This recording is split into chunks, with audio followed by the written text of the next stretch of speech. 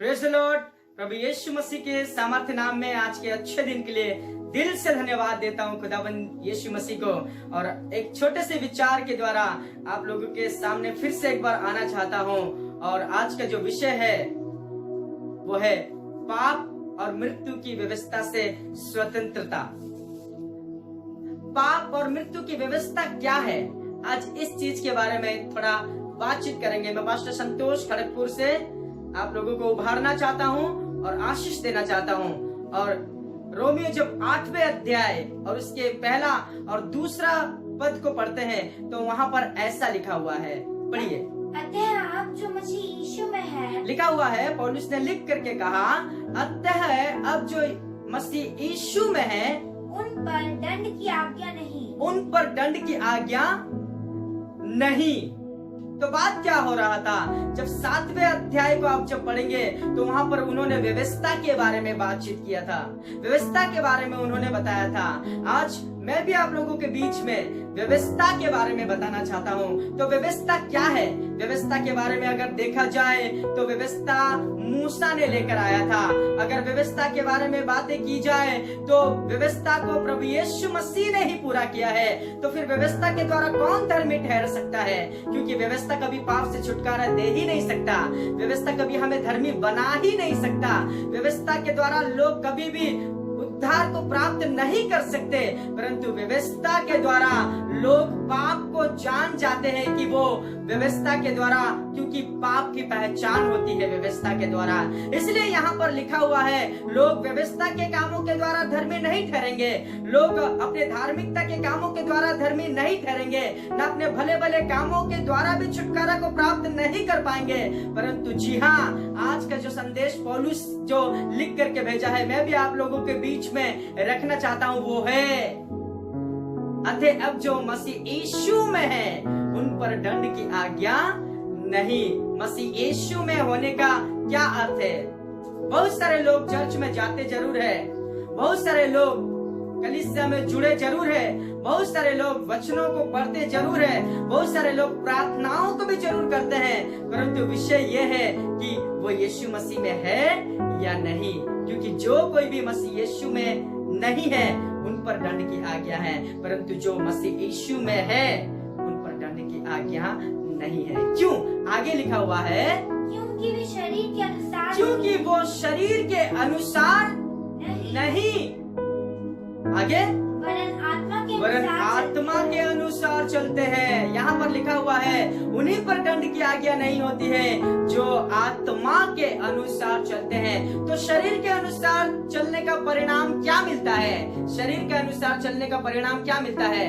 क्योंकि जब हम शरीर के अनुसार चलते हैं और शरीर के अनुसार अपने धार्मिकता के कामों को भी पूरा करना चाहते हैं तो हम बार बार अपने पापों में गिर जाते हैं। क्योंकि शरीर जो है, शरीर के ऊपर में पाप प्रभुता करता है, शरीर के ऊपर में पाप राज्य करता है। आज हम में से कितने सारे लोगों के जीवन में पाप इसलिए राज्य कर रहा है क्योंकि हम शरीर के अनुसार दिन काटते हैं और शरीर के अनुसार ही चलते हैं। इसलिए जब दूसरा पद को पढ़ते हैं तो वहाँ पर लिखा हुआ है, क्योंकि जीवन की आत्मा की व्यवस्था ने, लिखा हुआ, क्योंकि जीवन की आत्मा की व्यवस्था ने, मसीह यीशु में, लिखा हुआ है, मसीह यीशु में मुझे पाप की और मृत्यु की व्यवस्था से स्वतंत्र कर दिया।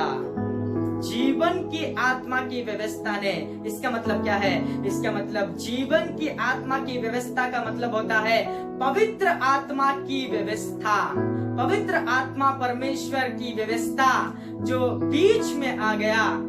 और इसलिए जब वो पवित्र आत्मा हमारे बीच में आए तो लिखा हुआ है कि उसने हमें पाप से और मृत्यु की व्यवस्था से स्वतंत्र कर दिया। तो पाप की व्यवस्था क्या है? जब 7वें अध्याय को 23वें पद से पढ़ते हैं तो 7वें अध्याय के 23वें पद में लिखा हुआ है पाप की व्यवस्था के बारे में। जी हाँ, सुनिएगा क्या लिखा हुआ है, परंतु मुझे अपने अंगों में दूसरे प्रकार की व्यवस्था दिखाई पड़ती, कह रहा है कि दूसरे प्रकार की व्यवस्था दिखाई पड़ती है जो मेरी बुद्धि की व्यवस्था से लड़ती है। इसका मतलब मेरे मन की व्यवस्था से, मेरे बुद्धि की व्यवस्था से लड़ता है।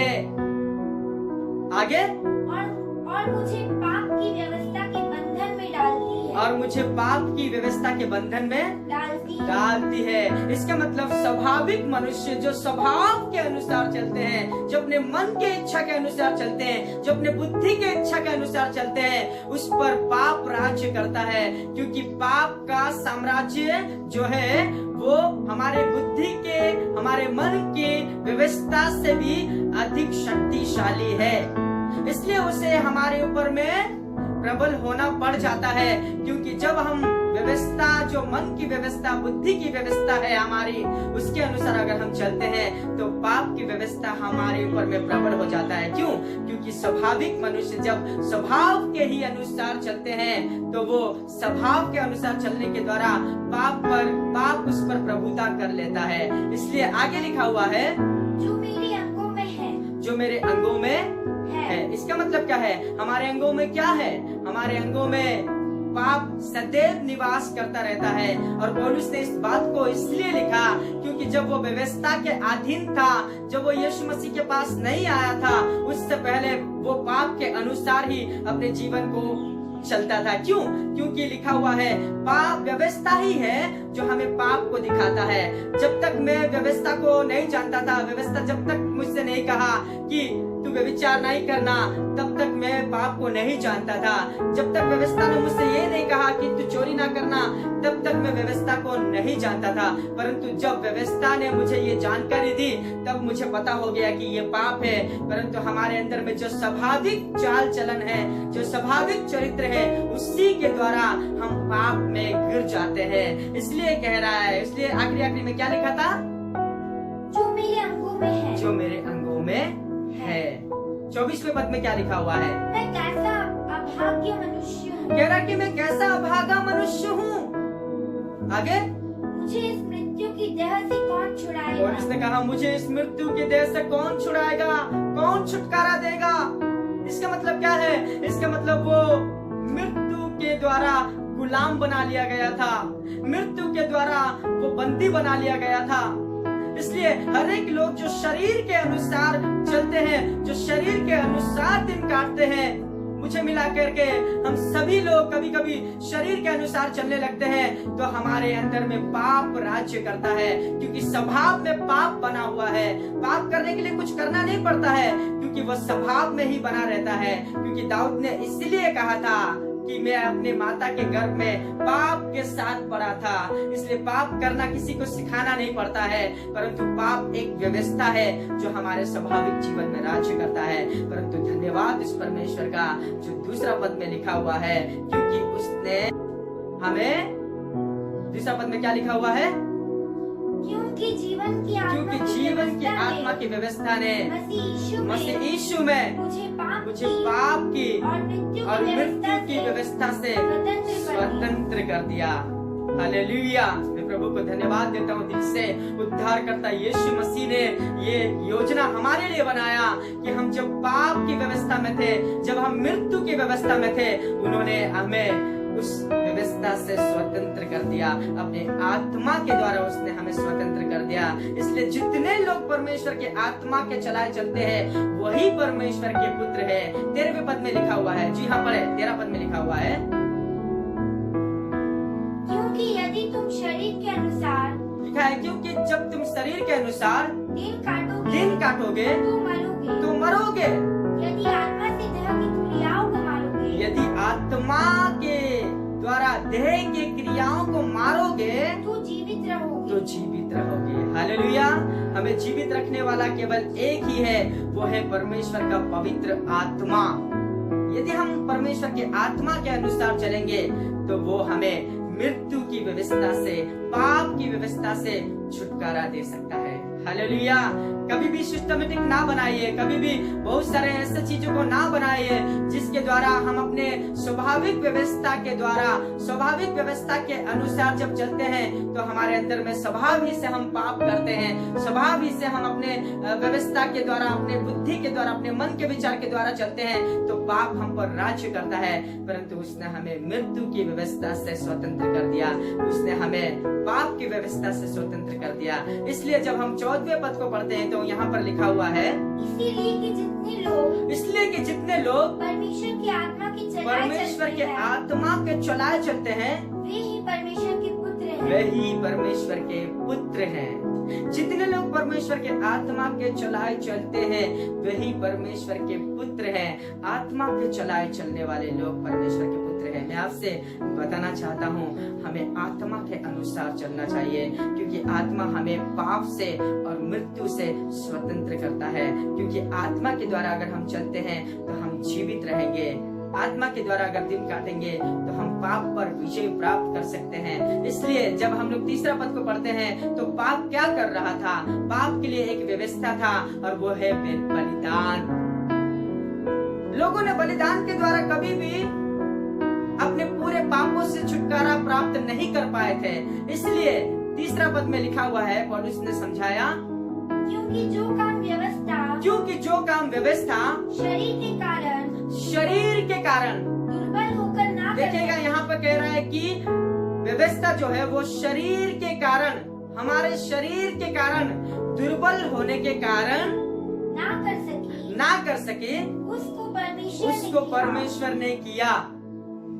आगे, अर्थात अपने ही पुत्र को पाप में शरीर की समानता में और पाप बलि होने के लिए भेजकर शरीर में पाप पर दंड की आज्ञा दी।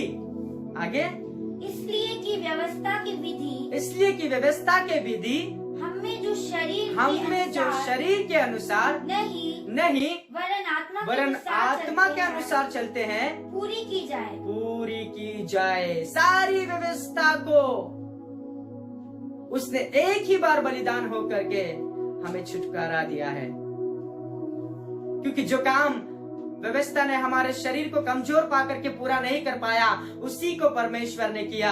अपने पुत्र को हमारे लिए पापमय शरीर को बनाकर उसे इस संसार में भेजे और पाप पर दंड देने के लिए उसे बलिदान करके चढ़ाया। मेरे प्रियो, मैं आप लोगों से यही बताना चाहता हूँ कि अगर हम आत्मा के अनुसार चलेंगे तो हम दंड से बच जाएंगे, क्योंकि पाप की मजदूरी तो मृत्यु है, परंतु यीशु मसीह पर विश्वास करने के द्वारा हमारे लिए मृत्यु से स्वतंत्रता और छुटकारा है।